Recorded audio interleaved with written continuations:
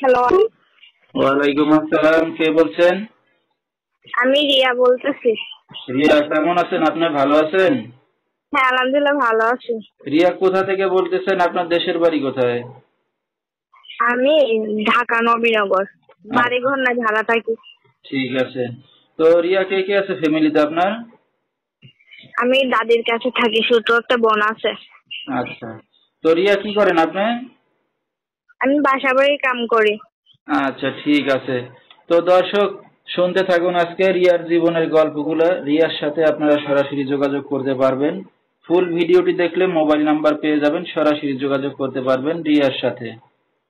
তো রিয়া, আপনার ছোট একটা বোন আছে, থাকেন দাদির কাছে। তো হ্যাঁ, বাবা মা কোথায়? আমার আব্বু মারা গেছে, আম্মু আরেকবার বিয়ে বসে গেছে। কি একটা দুঃখের বিষয়। তো আপনার মা কোনো খোঁজ খবর নেয় আপনাদের? না, আচ্ছা। তো আপনার দাদি কি করে এখন?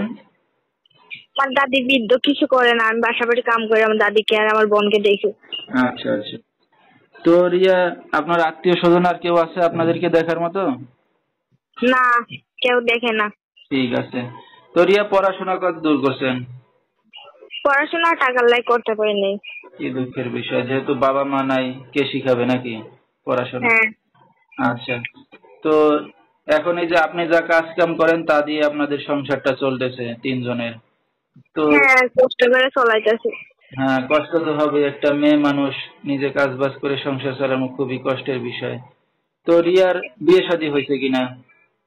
যতটুকুর জন্য গরিব মেয়েকে কেউ বিয়ে শাদী করে না, গরিব তো আমি। আচ্ছা, যেহেতু বাবা মা নাই, কে দেখে শুনে বিয়ে দেবে নাকি? হ্যাঁ, আচ্ছা আচ্ছা।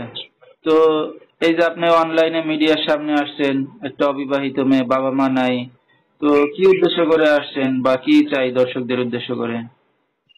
যে আমি সবার সামনে এসে যে এইরকম একজন মনের মানুষ চাই, যে আমি তো গরিব মানুষ, আমাকে হেল্প করবে, আমার দায়িত্ব নিবে, আমার পাশে থাকবে সারা জীবনের জন্য, এরকম একজন মানুষের লাগে এসে। আচ্ছা, পাইলে কি বিয়ে শাদী করবেন এখন?